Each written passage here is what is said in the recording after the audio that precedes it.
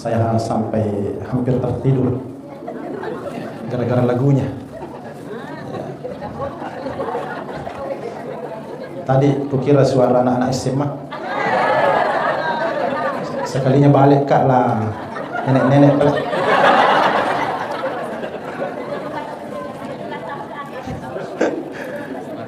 Serius kak ini? Suaranya rasa SMA. Ya senaran POGIE. Maka dah digau sampai ada. Artinya tidak lumrah ya. Sampai-sampai ketika Rasulullah Sallallahu Alaihi Wasallam setelah melaksanakan peristiwa Isra dan Mi'raj, pagi harinya itu ketemu dengan Abu Jahal. Maka dia surah Allah Ta'ala agas itu kereba. Apa jawaban Muhammad terhadap Abu Jahal pada saat itu? Wahai Abu Jahal, tadi malam saya di-Isra Mi'rajkan oleh Allah Subhanahu wa taala. Abu Jahal bertanya, apa itu? Apa itu di-Isra Mi'rajkan?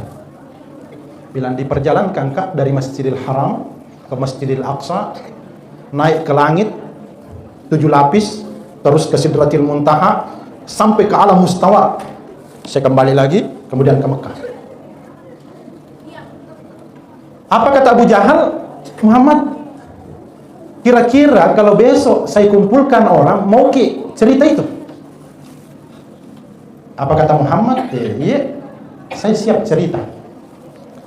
Maka bekerjalah Abu Jahal pada saat itu untuk mengumpulkan orang-orang, bagaimana mempertemukan Muhammad dengan masyarakat jahiliyah pada saat itu. Meloi pakasiri Nabi Muhammad SAW.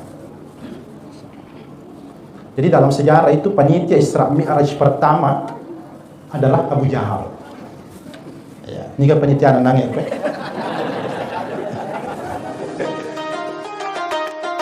Acara selanjutnya hikmah Isra dan Mi'raj Nabi besar Muhammad Sallallahu Alaihi Wasallam 1446 Hijriah akan diterangkan langsung oleh Alena Berta Mukarram Dr. Kiai Haji Anwar Sadat Malik LC.MA. Dengan ini disilakan dengan hormat.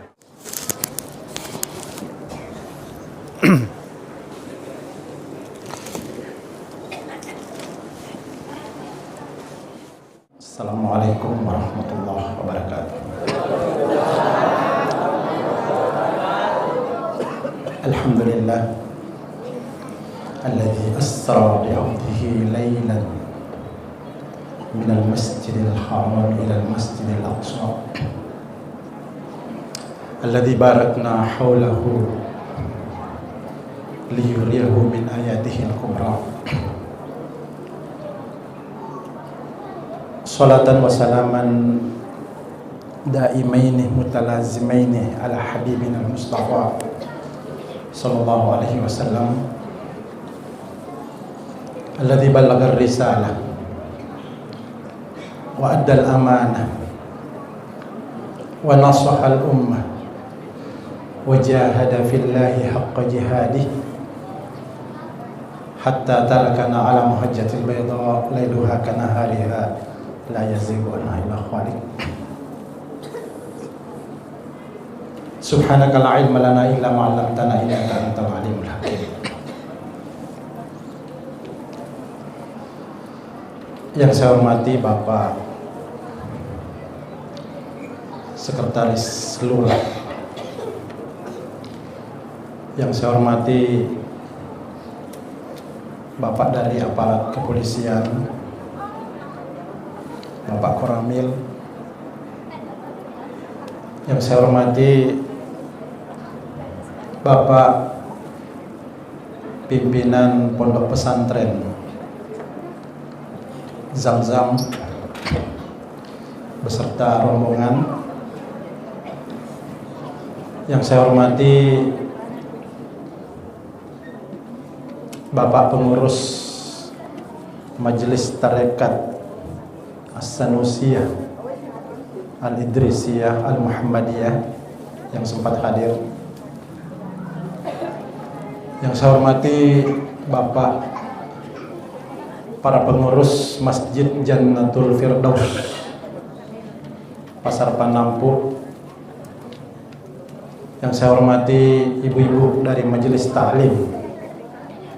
Ya, saya sampai hampir tertidur gara-gara lagunya. Ya. Tadi kukira suara anak-anak SMA. Sekalinya balik kak lah, nenek-nenek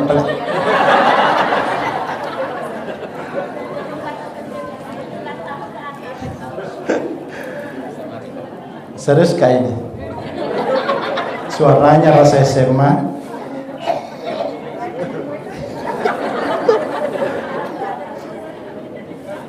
Yang saya hormati para alim ulama, para tokoh masyarakat, bapak-bapak, ibu-ibu, penghuni Pasar Panampu. Tadi sebelum saya naik di masjid ini, joka-joka kak jolo kormita itu pasai lah, igana belesu. Bahasa Towajo mega balau. Ya.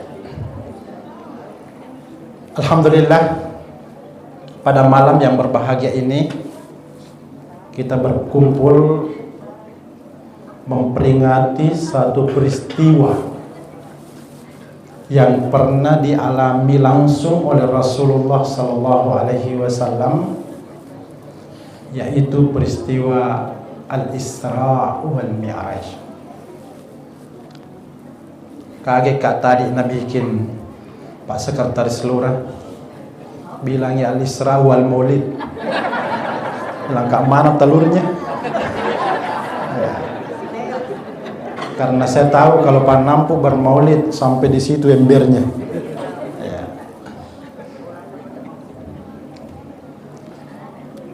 Satu peristiwa yang pernah dialami oleh Rasulullah SAW,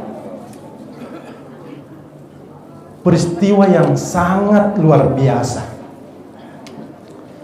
Biasa narampi ulie maka dah digau sapi ada.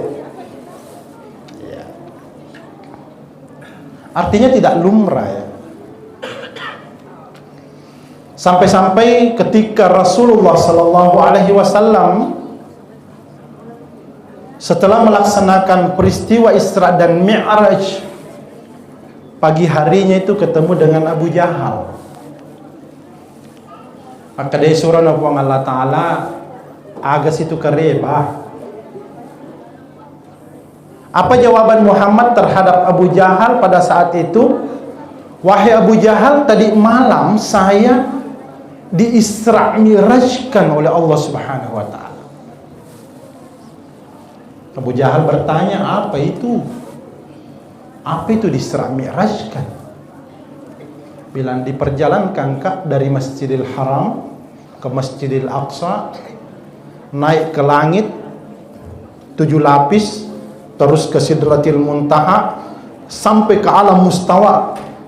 Saya kembali lagi, kemudian ke Mekah. Apa kata Abu Jahal? Muhammad, kira-kira kalau besok saya kumpulkan orang, mau ki cerita itu? Apa kata Muhammad? Iya, saya siap cerita. Maka bekerjalah Abu Jahal pada saat itu untuk mengumpulkan orang-orang, bagaimana mempertemukan Muhammad dengan masyarakat jahiliyah pada saat itu, meloi pakasiri Nabi Muhammad SAW. Jadi dalam sejarah itu panitia Isra Mi'raj pertama adalah Abu Jahal. Ya, ini kan panitia nangis.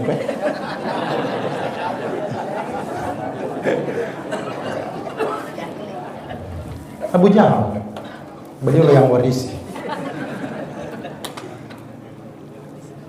Akhirnya dikumpulkan orang oleh Abu Jahal, dan pada saat itu Abu Jahal yang menjadi protokol. Muhammad, silakan naik pidato, sampaikan apa yang kamu sampaikan. Pai menre ni Nabi tema pedato. Tadi malam saya diperjalankan bla bla bla bla bla. Setelah itu naik kembali Abu Jahal, ye mana negara itu mika orang yang kamu percaya. Meloki kenapa bele-bele Muhammad, adakah orang yang diperjalankan jalan dari Masjidil Haram ke Masjidil Aqsa menrek tobi ko lagi pitu susungin sampai di Sidratil Muntaha indah jannatil ma'wa, kemudian turun kembali. Allah kamatulli supaya cinampaknya nasa kijai kapan nasa Muhammad tu bele-bele.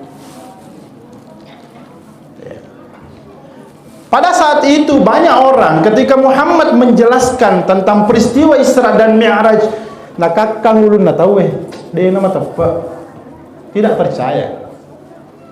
Ya. Sama modelnya kita kalau ada pedagang bawang dan kala sunat tirki la sunat. Ya. Dia nak tamak keletah hargana maka kakang ulu bawang ni. Ya. Akhirnya apa yang terjadi pada saat itu? Banyak orang yang tidak mau terima ya. Perjalanan Rasulullah sallallahu alaihi wasallam pada saat itu tidak mau percaya. Karena memang kalau secara akal tidak masuk. Jaraknya kota Mekah sampai ke Palestina kalau mau jalan kaki itu ya kira-kira jarak 1000 kilo ya lebih, taruhlah 2000 kilo, 2 jam naik pesawat sama Jakarta Makassar. Setelah itu naik lagi ke langit, berapa jaraknya langit dengan bumi ini, kemudian langit pertama ke langit kedua berapa lagi jaraknya, langit kedua ketiga berapa lagi jaraknya, ketiga keempat dan seterusnya, tidak masuk akal. Jadi berbicara tentang Isra dan Mi'raj memang kalau secara akliyah berat diterima, tapi secara keimanan tidak ada yang tertolak. Ya, tidak ada yang tertolak. Makanya pada saat itu ditanya langsung Abu Bakar, wahai Abu Bakar, apakah engkau percaya dengan ungkapan Muhammad itu? Ya, apa kata Abu Bakar? Apa saja yang disampaikan Muhammad pasti percaya kan? Makanya Abu Bakar itu disebut dengan Abu Bakar As-Siddiq yang selalu membenarkan Rasulullah sallallahu alaihi wasallam. Tadi di medsos orang berdebat perayaan Isra dan Mi'raj itu apakah betul terjadi pada tanggal 27 Rajab? Banyak sekali pendapat-pendapat tadi. Ya. Tapi kita orang Panampuk tidak ada urusan. Mau 27 Rajab, mau 27 Ramadan, mau tanggal berapa saja, yang penting kita makan induk baulu dan bingka ketirisana.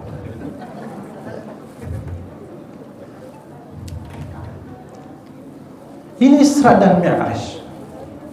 Dan peristiwa Isra dan Mi'raj ini merupakan obat penawar pada diri Rasulullah SAW.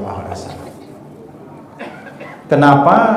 Karena Rasulullah SAW itu berdakwah di kota Mekah selama 13 tahun.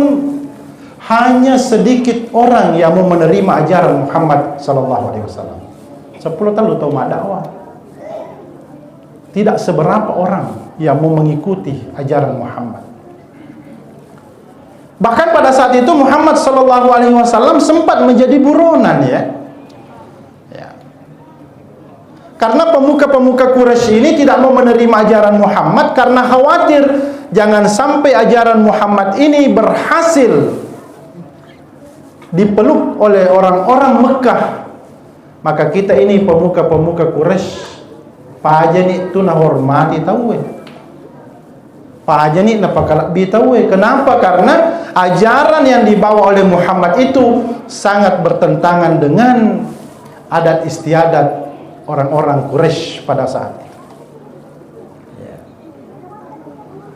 Orang-orang di Mekah pada saat itu suka berjudi. Ya. Orang-orang di Mekah pada saat itu suka menukar barang. Ya. Tanya aja para bawa sapi, kadang mas sapi bene. Ya. Nah, podangi balik bolanya ya sapi jo beneta duang peni. Itu hal biasa dari zaman jahiliyah ya. Tapi coba gerai di mako kami sapi beneta ya, napata na bangkung itu. Ya. Ini zaman jahiliyah ya. Sampai pemuka-pemuka Quraisy membuka sayembara, barang siapa yang menemukan Muhammad hidup atau mati akan diberikan hadiah sebanyak 200 ekor unta. Maka bergeraklah orang-orang Mekah pada saat itu mencari Muhammad. Dalam sejarah, saking tergiurnya orang dengan hadiah, barang siapa yang menemukan Muhammad akan diberikan hadiah yang begitu besar, muncullah kelompok-kelompok dalam penduduk Quraisy pada saat itu ya. Ada satu kelompok yang sangat terkenal, itu namanya kelompoknya Suraka. Kelompoknya Suraka ini menongkrongi Rasulullah SAW keluar ketika dia mau keluar dari rumahnya. Mapamula mula wenni natajangi Nabi tamassuna pulari bolanar. Kenapa? Karena mau menangkap dan mau membunuh Muhammad. Pada saat itu Muhammad begitu nyenyak tidurnya, tiba-tiba terbangun, membangunkan Ali, gantikan kak tidur di ranjangku, pakai selimutku. Ya, Ali langsung menggantikan Rasulullah menggunakan selimutnya. Menjelang subuh, orang-orang kafir Quraisy ini yang dipimpin oleh Suraka mengintai dari luar. Kenapa baru kali ini Muhammad tidak pergi ke masjid? Memelanda rutin rone. Ternyata setelah salat subuh terbangun, siapa yang keluar dari dalam selimut? Ali karramallahu wajhah. Pada saat itu Suraka dengan teman-temannya, nanti pun itu Muhammad, nanti pun tanya apa le ale nama jinro kuro. Walhasil apa yang terjadi? Akhirnya ya, ketika Muhammad keluar dari rumahnya itu ada riwayat yang mengatakan bahwa pakai selaun nabita. Ya. Ada itu doanya Nabi yang dibaca ketika keluar dari rumahnya, denitai kapire watwiro, tidak kelihatan. Dan ibu-ibu dari majelis taklim pasti hafal semua ini. Dan bapak-bapak juga yang banyak utangnya pasti hafal. Ya. Apa itu doanya yang dibaca Nabi? Dalam riwayat itu yang dibaca yang ada dalam surah Yasin ayat 9. Ya. Apa sih pamulannya Bu? Napalato anrana megin waja'alna min baini aydihim saddan wa min khalfihim saddan fa'aghshaynahum fahum la yubsirun. Ya, ini dibaca kalau banyak penagih arisan, penagih ya jatuh tempo CE. Ya, baca na pelari kilo kampor tak masuk. Itu yang dibaca Rasulullah sehingga beliau lolos keluar. Walhasil apa yang terjadi pada saat itu, Suraka ini yang sangat terkenal sebagai ahli basmah, ahli jejak, matalusuri wibate kajian Nabi cari ya, telusuri nada apa bekas telapak kakinya dia telusuri itu sampai di puncak gunung Jabal Sur ya, yang sering ke Mekah ini pasti tahu. Sampai di puncak gunung dia melihat ada gua, maka terjadilah perdebatan antara Suraka ini dengan teman-temannya bahwa ada kira-kira Muhammad di sini ya, ada yang mengatakan gak ke Muhammad kenapa? Karena ada laba-laba yang bersarang di mulutku. Akhirnya berdebat.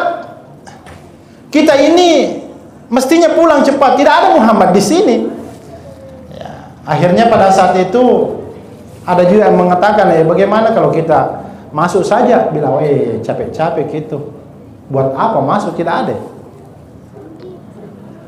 Akhirnya ketika diputuskan untuk kembali mencari di tempat yang lain, pas meloi mede Nabi Taro, melo mede Surakaro, tiba-tiba bunyi cicak di dinding, diam-diam merayap, datang seekor nyamuk, lalu ditangkap.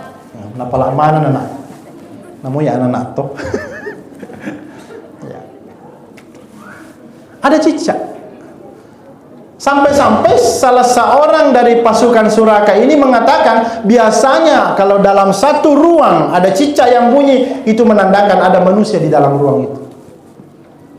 Jadi bilang ngale metak kenge besi pak duru kau durukan. Ternyata ketika dia menghentakkan besinya di mulut goa itu, ada batu, bunyi batu yang kena, ya, mecing. Ya. Nah, batu mijero, padahal bukan batu yang dikena, tapi apa? Giginya Abu Bakar As-Siddiq radhiyallahu anhu. Pada saat itu muncul kecemasan yang sangat luar biasa pada diri Abu Bakar, maselang tendre-tendre. Ya. Dia mengatakan, ya Rasulullah, biarkan mak saya keluar. Kalau orang-orang Quraisy itu ingin membunuh Muhammad, biarlah saya sebagai Abu Bakar yang menjadi korban. Ya apa naunu? Apa kata Rasulullah? Ya Abu Bakar, innallaha ma'ana. Jangan takut, jangan cemas, la takhaf wa la tahzan, innallaha ma'ana. Sesungguhnya Allah bersama dengan kita. Si bawa ki puang Allah Ta'ala. Jadi ada semacam ketenangan yang diturunkan pada jiwa seorang Abu Bakar As-Siddiq radhiyallahu anhu. Pada saat itu Abu Bakar dalam riwayat, sementara baring Rasulullah di pahanya, dari riwayat yang mengatakan tiba-tiba ada ular yang mapito ajena pengulut Abu Bakar. Napito ajena Abu Bakar. Abu Bakar ini menahan rasa sakit. Bahkan air matanya yang menahan rasa sakit itu menjatuhi pipi Rasulullah sallallahu alaihi wasallam. Nah, pereng tidak bergerak meskipun dipatuk oleh ular. Kenapa? Saking cintanya kepada Nabiullah Muhammad sallallahu alaihi wasallam. Tidak bergerak. Ini seorang Abu Bakar As-Siddiq radhiyallahu anhu. Akhirnya pada saat itu, setelah peristiwa ini, Rasulullah melanjutkan perjalanan ke Makkah, ke Madinah Al-Munawwarah. Makanya orang-orang tua kita itu sangat-sangat memegang cerita ini, ya, sampai tidak mau mengganggu itu sarang laba-laba. Ya. Kenapa? Karena laba-laba inilah yang pernah menjadi fasilitator atas keselamatan Rasulullah SAW ketika dikejar oleh orang-orang kafir Quraisy. Orang tua kita menganjurkan untuk membunuh cicak, karena cicak inilah yang hampir saja, ya, membikin Rasulullah ditemukan di dalam gua Sur. Makanya orang tua kita itu kadang mesuruh ki bunuh cicak. Kalau laba-laba itu agak ditahan, jangan terlalu ganggu, nak.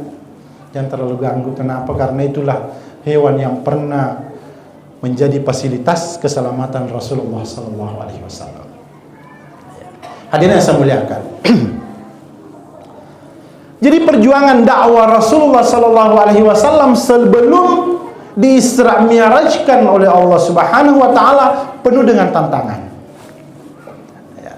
Tantangan yang kedua, ketika Rasulullah SAW bosan, agak-agak bosan berdakwah di kota Mekah, tiba-tiba mapikir saleh Nabi tak, kalau penduduk kota Mekah tidak mau menerima ajaranku, saya mau coba-coba keluar berdakwah ke selatan, mengarah ke kota Taif. Ya. Saya coba-coba mau ke Taif. Kenapa? Karena di Taif itu kebetulan yang jadi gubernur adalah om saya. Ya. Akhirnya berangkatlah ke Taif. Tiba di Taif, langsung ke rumah Pak Gubernur. Assalamualaikum Pak Gubernur. Waalaikumsalam. Dia, Pak Gubernur, tabe kita masih kenal aja. Kada siapa kita? Kada saya ini Muhammad. Kemana kanta? Oh, maga kunure. Kada Pak Gub, saya mau minta izin. Berilah izin, saya akan berdakwah di tempat ini. Apa kata Pak Gubernur? Agamelo madawang. Muhammad mengatakan, saya baru-baru ini dilantik menjadi seorang rasul. Saya akan mendakwakan ajaran yang telah diberikan oleh Allah Subhanahu wa taala. Akan apa Pak Gubernur? Muhammad malah salah kok kapan nak?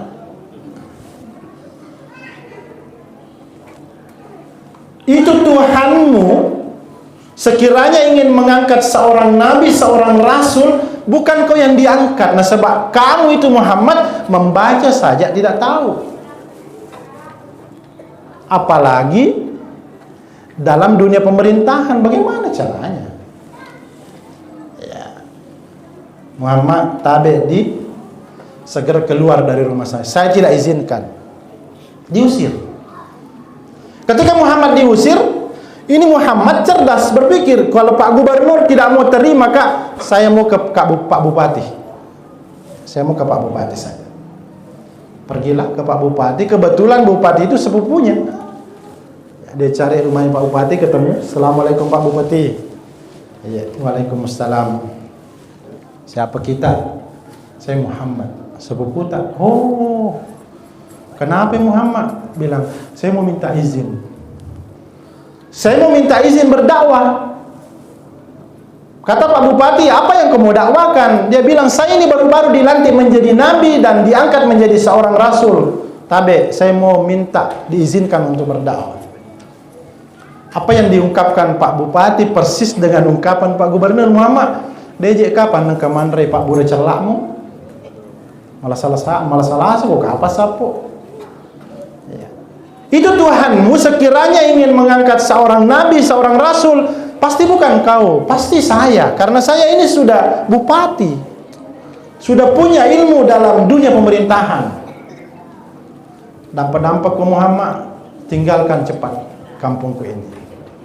Diusir. Karena Pak Gubernur menolak, Pak Bupati menolak, Muhammad ini masih punya kesempatan satu. Dengerangi. Oh, kalau Pak Gubernur tolak, Kak, Pak Wali Kota tolak, Kak, ada nureku di Panampu menjadi sekretaris lurah. Ya. Kalau tidak terima, Kak, itu ke Pak Seklur mas saja. Siapa tahu masih bisa. Pergi ke Pak Seklur, belum pi sampai di rumahnya Pak Seklur, ya, sekretaris lurah. Maka nih Pak Seklur kalau ditajangi, karena sudah memang ditelepon, sudah dikasih tembusan sama Pak Gubernur dan Pak Bupati. Pak Seklur, ketika Muhammad muncul di daerahmu, usir, segera usir. Woi, ini Pak Seklur begitu lincahnya menyambut perintah dari atasan. Dia siapkan semua anak muda yang ada di kampungnya, yang penuh tapto. Ya. Ini anak muda inilah yang ketika Muhammad datang, inilah yang melempari Rasulullah Sallallahu Alaihi Wasallam. Ya, dalam riwayat itu dikatakan Muhammad itu berdarah kakinya, ya sirimpek sampai dia keluar dari perbatasan. Berdarah kakinya Muhammad. Ketika berdarah kakinya Rasulullah Sallallahu Alaihi Wasallam, ini Allah Subhanahu Wa Taala menyaksikan, Allah melihat. Padangi Jibril, Jibril, cepat turun ke bumi. Kenapa ya Allah? Temui Muhammad, karena Muhammad ke Taif, mak daracolo ajena segera bantu. Ini Jibril cerdas juga. Tidak turun dengan sendirinya, nah panggil malakul jibal, malaikat yang menguasai gunung. Si Buaka, temani saya turun, ketemu Muhammad. Turun. Dia temukan Muhammad di kota Taif. Ini Jibril langsung menemui Muhammad. Muhammad, tahukah engkau siapa saya ini? Bilang, kenapa memang nih? Bilang, saya ini Jibril. Saya diperintahkan oleh Allah Subhanahu wa taala turun menemuimu. Mak dareki ko gere. Mengeluh ko gere. Apa kata Muhammad? Deje wak dareki. Dek. Ketua jemu mak dare. Narempeki batu. Kapere ya. Kade dia mereka. Muhammad, sekiranya engkau membutuhkan bantuan, kau perlu tahu siapa yang di sampingku ini, siapa yang menemani saya ini. Ini malakul jibal. Ini malakul jibal tanpa ditanya langsung mengatakan kepada Muhammad, Muhammad, sekiranya engkau memerintahkan kepadaku untuk mengangkat gunung yang ada di sebelah selatan kota Taif, saya akan angkat gunung itu. Saya akan lemparkan ke seluruh penduduk kota Taif.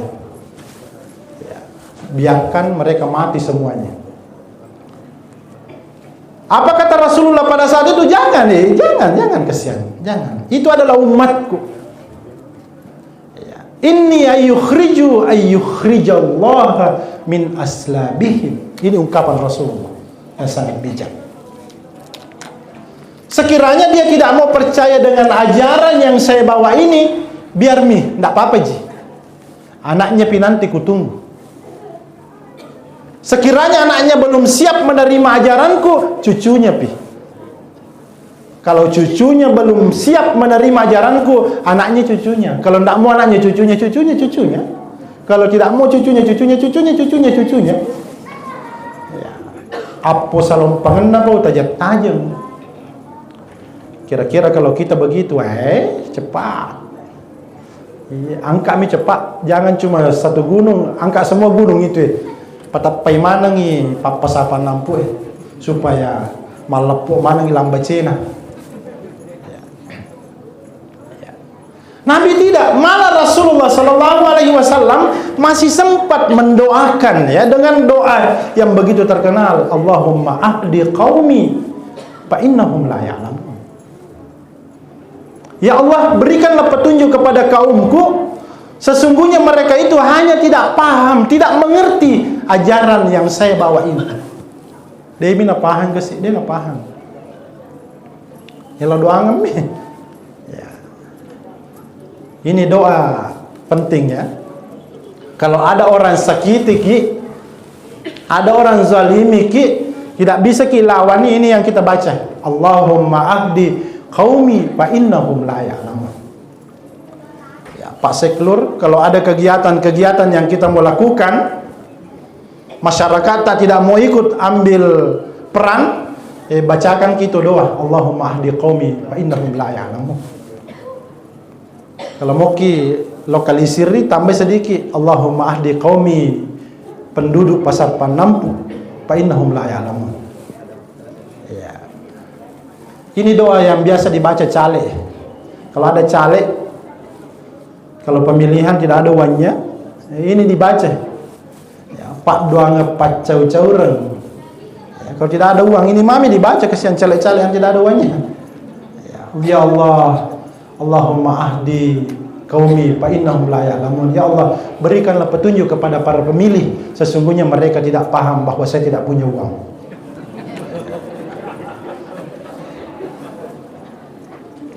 Ini yang dibaca Nabi ya, ini yang dibaca Nabi. Sampai-sampai ini penduduk anak muda kota Taif ini mengusir Rasulullah SAW dengan melempari batu. Nanti berhenti melempar setelah Muhammad ini keluar dari perbatasan kota Taif. Mesum ini boleh perbatasannya, baru berhenti melempar. Nah, disitulah Rasulullah singgah berteduh di suatu kebun istirahat. Ketika Rasulullah istirahat, singgah berteduh di satu kebun. Tiba-tiba pemilik kebun itu melihat, ada orang yang singgah berteduh. Langsung memanggil pekerja kebunnya, Pak Darat naron, itu ada orang yang singgah berteduh, tabe bawakan saya buah-buahan. Maka dibawakanlah satu talang, satu baki anggur dengan delima pada saat itu. Ketika pekerja kebun ini membawa delima dan anggur di talang, di baki, pas mau diserahkan di hadapan Rasulullah SAW, ini Rasulullah langsung mengambil buah itu. Pas mau dimakan, Rasulullah membaca Bismillahirrahmanirrahim. Itu pekerja kebun gemetar. Nabi bertanya, kenapa kok gemetar? Bilang, lama aku tinggal di kampung ini, barusan ada orang yang mau makan membaca kalimat Bismillahirrahmanirrahim. Lama aku tinggal di sini, kalau ada orang mau makan tidak pernah baca itu, langsung nambah. Apalagi kolu bembe, nak Bismillah. Barusan saya lihat ini. Terus kenapa kok gemetar? Bilang, saya ini gemetar menyaksikan diri Anda membaca kalimat Bismillahirrahmanirrahim. Saya ini bukan penduduk di sini. Saya adalah orang Nainua, daerah Musel. Kenapa memang ini? Bilang, ada di situ orang yang selalu membaca doa itu, namanya Yunus bin Matta. Bilang, kenapa? Siapa itu? Dia bilang, itu Yunus bin Matta, seorang nabi. Hanya itu yang pernah saya dengar membaca kalimat itu ketika mau makan. Nah, baru kali ini saya menemukan orang yang kedua. Anda lah, berarti Anda juga saya yakini pasti Anda seorang nabi. Coba pekerja kebun ini, pekerja kebun. Saya meyakini Anda ini pasti seorang nabi. Karena Yunus bin Matta seorang nabi, Anda juga membaca, berarti Anda juga seorang nabi. Maka pada saat itulah dia cium kakinya Rasulullah Sallallahu Alaihi Wasallam sampai kepalanya Nabi dicium dan mengucapkan asyhadu an la ilaha illallah wa asyhadu annaka Rasulullah. Hanya satu orang yang didapat Nabi pada saat itu memeluk Islam. Kita perbasi dero narolonger mau mengikuti ajaran Muhammad Sallallahu Alaihi Wasallam. Siapa namanya itu? Namanya Addas. Ya, ibu-ibu yang sering berumrah pasti, saya sekarang perhatikan jemaah-jemaah kalau ke Saudi berumrah kayak tidak sah kalau tidak ke Taif. Saya tanya, mau pergi apa di Taif? Nerusak sholat tak itu di Masjidil Haram 1 hari. Apa dia bilang? Ada kereta gantung di situ. Coba bayangkan. Dia ke Taif, pemahamannya hanya mau pergi naik kereta gantung. Dia tidak paham bahwa kota Taif itu adalah sejarah kota yang pernah ditempati Rasulullah SAW dilempari. Ya. Ini sejarah. Akhirnya Nabi pada saat itu keluar dari kota Taif, langsung masuk ke Masjidil Haram, langsung pergi bersandar di Hijr Ismail. Hijr Ismail bersandar di situ, capek sekali Nabi, capek. Kenapa? Karena habis dilempari, habis jalan kaki, dilempari lagi, berdarah lagi. Hanya satu orang yang berhasil mengucapkan 2 kalimat syahadat. Bagaimana tidak puru? Ya. Sama aja kita. Kalau baru-baru kita beli barang banyak 20 karung, tiba-tiba yang datang dalam hari itu yang belanja cuma 1 kilo saja, langsung kilo yo. Ya. Nabi bersandar di Hijr Ismail. Pada saat itu Allah Subhanahu wa taala mengatakan kepada Jibril, segera ambilkan Muhammad. Lo malak kak Muhammad, mau dani kak ku Muhammad. Pada saat itu turunlah Jibril ditemani oleh Mikail turun ke Masjidil Haram, mendapati Muhammad bersandar di Hijr Ismail, langsung diambil Muhammad, baru di smackdown. Nah, smackdown. Nah, bantingi Muhammad, baru dia belah dadanya. Nah, belah dadanya. Setelah dia belah dadanya, dia buka hatinya Rasulullah, dia buka hatinya, baru dicuci di air Zam-Zam. Habis selesai.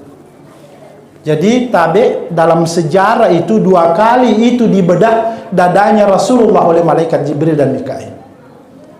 Kapan yang pertama itu? Yang pertama itu ketika berumur sekitar 10 tahun, dipelihara oleh Halimatus Sa'diyah.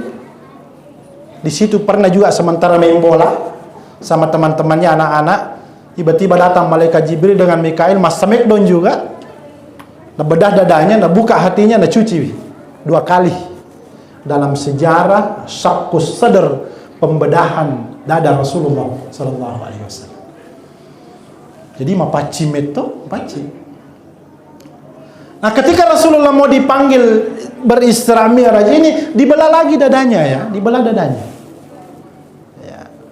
Setelah itu diambil, selesai dibawa dari Masjidil Haram ke Masjidil Aqsa. Setelah itu naik dari Masjidil Aqsa naik ke Sidratil Muntaha, ke langit. Nah, dalam sejarah dikatakan bahwa dalam proses perjalanan Rasulullah SAW di langit itu ada beberapa nabi yang ditemui. Ya. Dalam sejarah, nabi yang pertama ditemui itu adalah Nabiullah Adam alaihissalam. Ketemu Nabi Adam. Ketika Nabi melihat Nabi Adam pertama kalinya itu, Nabi Adam ini ketika melihat ke kanan ketawa. Ya, ketika dia melihat ke kanan ketawa. Nita jilemu, nita puimang ketawa. Ketika dia melihat ke kiri menangis sih. Nabi heran, bertanya kepada Jibril, "Ya Jibril, man huwa?" Siapa dia? Jibril mengatakan dia adalah Adam alaihissalam. Terus kenapa dia ketika melihat ke kanan ketawa, ketika melihat ke kiri menangis? Ternyata Adam ini ketika dia melihat ke kanan, melihat umatnya, bahwa umat-umatku nanti inilah umatku yang akan masuk ke dalam surga. Melihat ke kiri menangis. Nah, sayangkan bahwa umat-umatnya yang ada di sebelah kiri ini semuanya akan masuk neraka. Tanya di wasang ya. Kedamaian kapan aja lo, bukan. Nabi Adam. Nah, ketika dia melihat Nabi Adam ini dalam sejarah ya, nabi yang paling susah kasihan memutuskan satu perkara. Kenapa? Ketika ada masalah dalam umatnya itu, siapa yang mau memutuskan dan siapa yang mau diadili? Semua adalah anak cucunya. Dan dia harus putuskan sesuai dengan keadilan. Ya. Ini Nabi Adam alaihissalam. Itu yang ditemui Nabi. Kemudian setelah dia temui Nabi Adam, dia naik lagi ke langit yang lain, ketemu lagi dengan Nabi Musa alaihissalam. Ya. Ini Nabi Musa dalam sejarah, Nabi Musa juga melihat, loh, Assalamualaikum ya Musa. Waalaikumsalam. Nabi Musa ini adalah nabi yang suka sekali protes ya, suka sekali protes. Seandainya Nabi Musa ini tidak suka protes, kira-kira di umatnya Muhammad tersiksa. Kenapa? Karena gara-gara Nabi Musa lah ketika pulang dari ketemu Allah, kembali lewat langit-langit itu ketemu dengan Musa. Muhammad, dari mana kau? Dari kak ketemu Allah. Apa hadiah nak kasih kau? Nak kasih kak salat. Berapa rakaat? 50. Ini Nabi Musa langsung protes, Muhammad, kembali kau kepada Allah. Kenapa? Umatku saja yang besar, tinggi, kuat tidak mampu melakukan 50 salat. Apalagi umatmu. lemah lunglai. Ya, tidak akan mampu umatmu Muhammad. Segera kembali ke Tuhan. Maka Muhammad kembali ke Tuhan, minta diskon.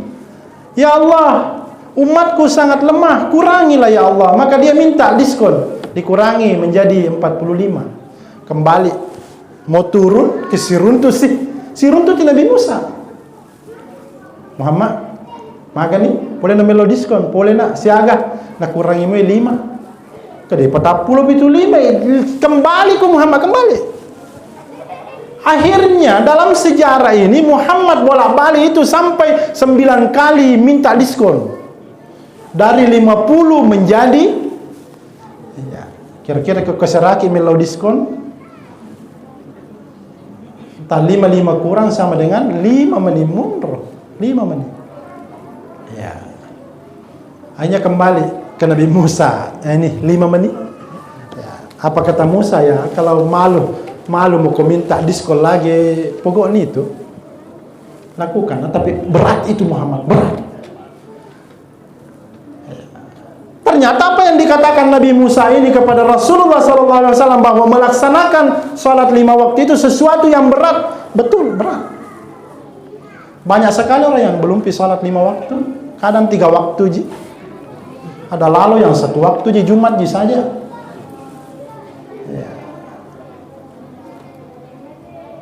Hadirin yang saya muliakan, ini Nabi Musa ya. Saking terkenalnya Nabi Musa, Nabi yang suka protes ya. Dalam sejarah, dalam Al-Quran itu ketika Nabi Musa bersama dengan Nabi Khidir ya.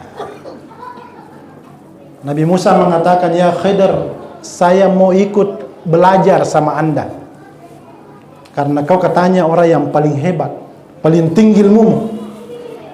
Apa kata Nabi Khidir? Bisa saja kau ikut Musa, ada syaratnya bos. Kenapa syaratnya? Jangan kau protes, diam kau saja, sabar kau. Apa kata Musa? Oke, saya akan bersabar, saya tidak akan protes. Maka dari Nabi Khidir baru 1 hari ikut, langsung protes. Saking protes, saking sukanya protes Nabi Musa. Apa nak protes? Ketika dia naik di perahu dengan siapa namanya? Nabi Khidir ini, Nabi Khidir pinjam perahu. Ya, pinjam perahu, pas naik langsung nala panah, napai lo pindah tu sembuh. Dia lubangi perahu. Ya, Musa, dasar Musa suka protes, langsung protes. Ya Nabi Allah Khidir, kenapa kau rusaki perahu? Maka dia Nabi Khidir, Musa, wasamak kadaka aja mecuy. Harus ku bersabar. Bilang tidak, kenapa kau lubangi? Bilang, jangan ku bertanya. Syaratnya kalau mau berguru sama saya, jangan protes dan jangan bertanya. Maka dia Nabi Musa, yo pale, taruh nak mamako nih. Akhirnya jalan. Dalam perjalanan ada anak-anak kecil yang sekitar ya kira-kira 4-5 tahun. Nabi Khidir ini tangkap itu anak, langsung putar alun na cabui lolo perlu. Maka Nabi Musa tawari tahu ya. Khidir, kenapa kau lakukan itu? Kenapa kau membunuh anak yang tidak ada salahnya? Mana kamu cabut putar alun na kamu cabut lolo perlu. Mungkin anak nase. Musa, masa bodako? Kalau mau kau belajar sama saya, jangan bertanya dan kau harus bersabar. Apa kata Nabi Khidir? Karena apa imamku? Akhirnya dalam sejarah itu ya, mendirikan satu tembok. Bertanya lagi, kenapa tembok yang jatuh itu dikasih berdiri lagi? Nabi Khidir mengatakan, Musa, bila memangkah tidak bisa kau berguru sama saya? Orang yang bisa berguru sama saya harus sabar dan tidak boleh bertanya. Maka dari Musa, pekojek carana dewaku tanah. Bagaimana caranya saya tidak bertanya kalau kau bunuh anaknya orang? Bagaimana caranya saya tidak bertanya kalau perahunya orang dipinjamkan ke lagi, lo mupai musaboi? Bagaimana saya tidak bertanya kalau tembok yang tidak ada salahnya dikasih berdiri kembali, capek-capek tak itu? Maka kue Nabi Khidir, saya juga tidak bosan sama ceko iko. Berhenti mak juga berguru sama kau. Sekarang sebelum saya berhenti belajar sama kau Khidr, tanya kak dulu apa semua hikmahnya itu. Maka dia tanya, dia buka lah. Dia buka. Ya. Dia bilang bahwa kenapa perahu itu saya lubangi, karena ketika kita akan berlayar dengan perahu itu akan melewati satu istana, di situ ada raja yang sangat kejam. Semua perahu-perahu yang bagus pasti akan dibajak dan diambil. Makanya saya lubangi, usulangi supaya dia nalai. Malikun ya'kulu kulla safinatin ghasba dalam Al-Qur'an. Ya. Wa kana wara'ahu malikun ya'khudhu kulla safinatin ghasba. Itu dalam. Kemudian kenapa pada itu anak-anak yang tidak ada salahnya lari-lari, kau putar lehernya, kepalanya, baru kau tarik keluar ususnya. Bilang itu anak kalau tidak dibunuh itu nanti yang akan menjadi pimpinan preman. Jadi lebih baik dibunuh cepat daripada hidup nih. Terus kenapa tembok yang jahat itu dikasih berdiri kembali? Bilang dikasih berdiri karena di bawah tembok itu ada harta anak yatim. Kalau tidak ditutup, tidak dikasih berdiri itu tembok, bisa-bisa diambil oleh orang-orang yang tidak bertanggung jawab. Maka dari Nabi Musa caume Mekah aku mako itu nasabak mita pala ikwan malindrungi. Ya, engkau bisa melihat sesuatu yang belum terjadi. Nabi Khidr. Ya. Makanya dalam buku tafsir itu ketika kita menggali ini dalam kitab Al-Fathul Bari yang dikarang oleh Fakhrul Razi, di situ kita melihat semua rahasia. Siapa sebenarnya yang hebat di sini? Apakah Nabi Musa atau Nabi Khidr? Ya, ada yang mengatakan pasti Nabi Khidr. Karena hebatnya ilmunya, dia bisa mengetahui sesuatu yang belum terjadi. Kata maka saya pendukungnya Nabi Musa. Kenapa? Karena Nabi Musa itu adalah nabi yang suka protes. Selama yang dia protes itu adalah suatu kebenaran, maka Allah akan mencintai orang-orang yang berdiri di atas kebenaran. Jadi memang susah. Nabi Musa ipoji ripuang Allah Ta'ala, Nabi Khidr juga disuka oleh Allah. Sama-sama. Hadirin yang saya muliakan, Jasanuddin telah ada nak kapang jolo-jolo papindri wal lupai atau kita subuh koyak tebati-bati. Hadirin yang saya muliakan, dia tahu nama wari BP ya, apalagi ketiri salamu. Setelah naik di langit ketujuh itu, melewati langit ketujuh, dia naik di Sidratil Muntaha. Ya, di Sidratil Muntaha ini Jibril yang menemani Muhammad ketika Mi'raj. Ini Jibril, Muhammad. Ya, kenapa ya Jibril? Bilang, Muhammad, mamula nak puru, mamula nak poso. Apa kata Muhammad? Ya Jibril, kau kan yang disuruh temani kak. Kenapa kau mulai mengeluh? Muhammad, terus teraka bos, terus teraka. Selama ini saya tidak pernah melewati Sidratil Muntaha ini.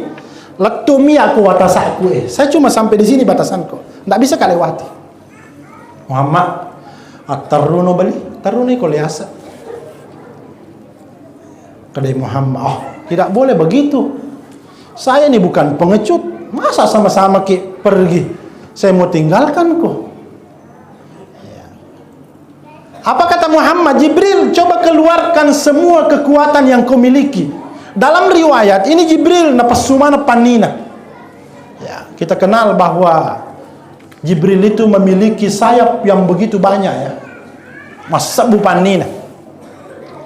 Ada riwayat yang mengatakan bahwa ini Jibril, kekuatan sayapnya itu ketika dia membuka sayapnya ke kanan, ini saking besarnya ini sayapnya, lo apa namanya itu? Meniang. Ketika nak keparangi panina lo meniang, de nagaga meniang na, menurut lebana. Ya. Ketika nak keparangi panina lo manorang, Dia nagaga manoran na lebak na panina ya. Apa sumana panina kasi. Aga na po Jibril Muhammad upat teru iye saya paksakan keluarkan semua powerku.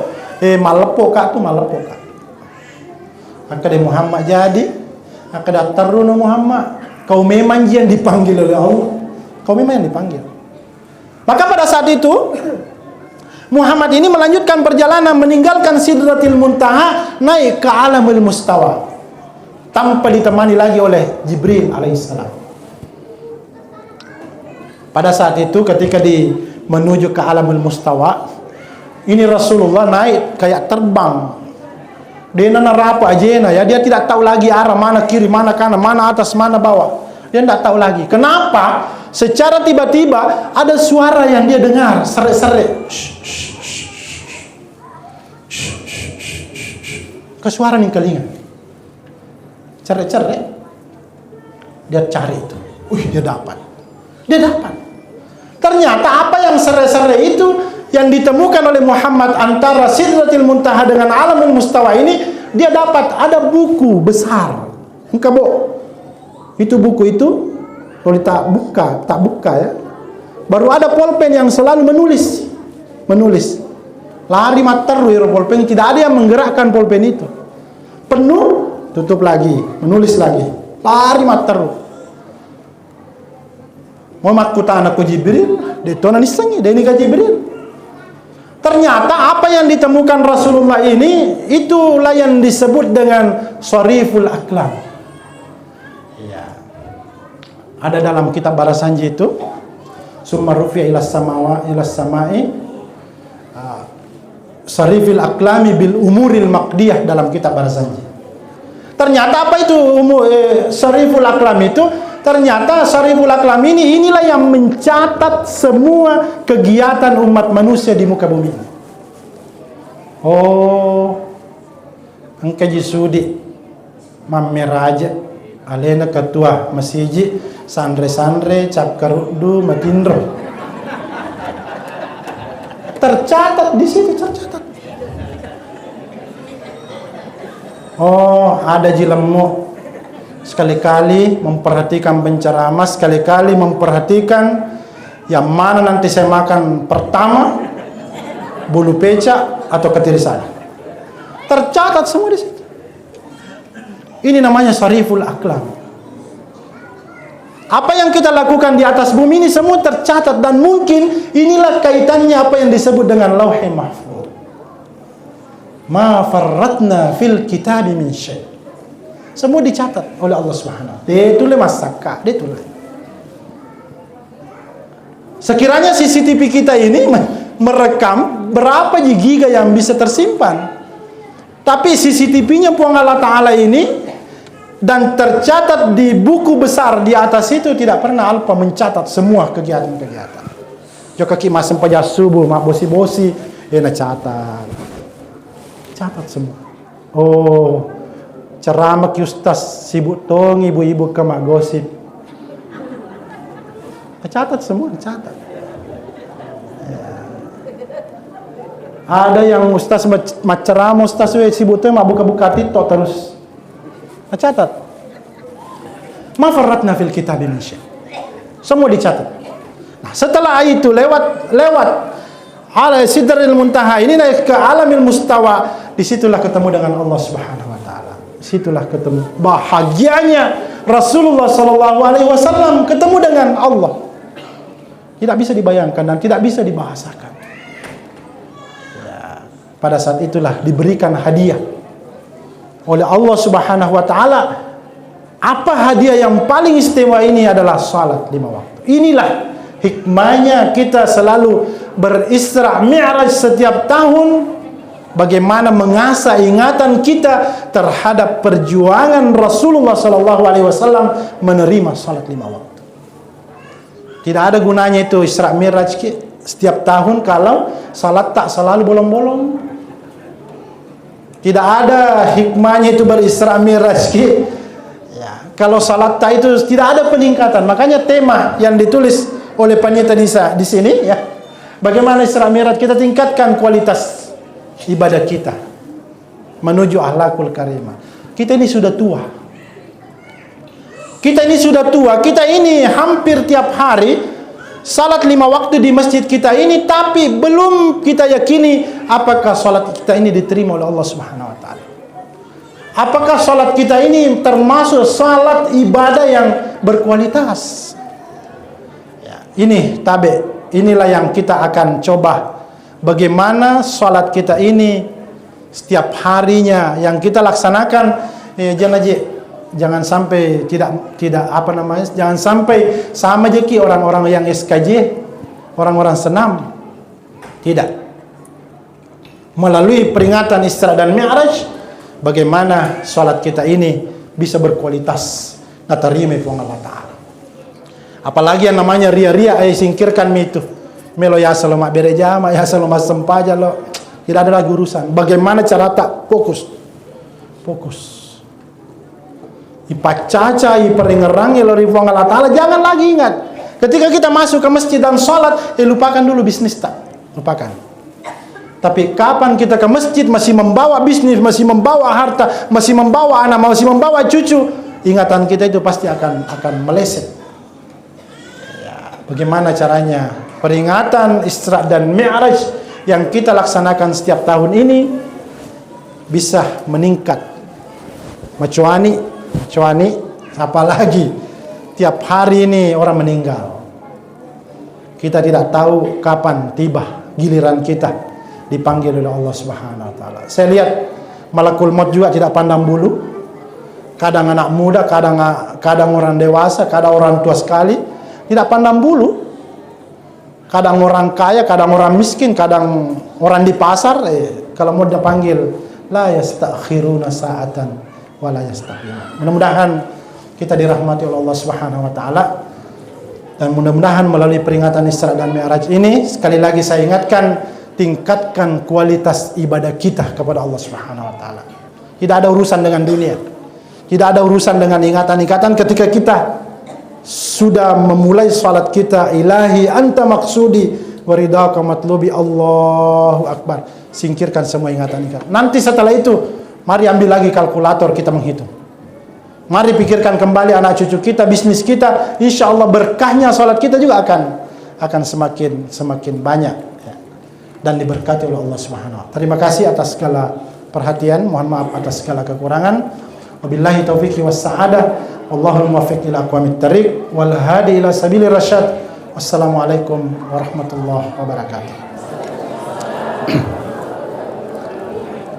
Amin. Allahumma salli ala sayyidina Muhammad wa ala ali sayyidina Muhammad. Allahumma ja'al jam'ana hadha jam'an marhuman mubarakan waj'al tafarruqana min ba'dihi tafarruqan ma'suma. Allahumma aslih lana dinana alladhi huwa ismatu amrina wa aslih lana dunyana alladhi fiha ma'ashuna wa aslih lana akhiratana allati ilayha ma'aduna waj'alil hayata ziyadatan lana fi kulli khair waj'alil mauta rahatan lana min kulli syarr. Allahumma la tada' lana fi maqamina hadza zamban illa ghafartah wa la hamman illa farajtah wa la maridan illa shafaitah wa la mayyitan illa rahimtah wa la daynan illa qadaitaha wa yassartaha ya rabbal alamin. Allahumma inna nas'aluka min khairi kama sa'ala minhu nabiyyuka sayyidina Muhammadin sallallahu alaihi wasallam wa na'udzubika min syarri kama ista'aza minhu nabiyyuka sayyidina Muhammadin sallallahu alaihi wasallam. Allahumma inna nas'aluka hubbak wa hubba man yuhibbuk wal 'amalu alladhi yuballighuna hubbak. Rabbana zalamna anfusana wa illam taghfir lana wa tarhamna lanakunanna minal khasirin. Rabbana atina fid dunya hasanah wa fil akhirati hasanah wa qina adzaban nar. Subhana rabbika rabbil izzati amma yasifun wa salamun alal mursalin walhamdulillahi rabbil alamin. Al-Fatihah. Iyyaka na'budu wa iyyaka nasta'in. Shiratal ladzina an'amta 'alaihim ghairil maghdubi 'alaihim waladdallin.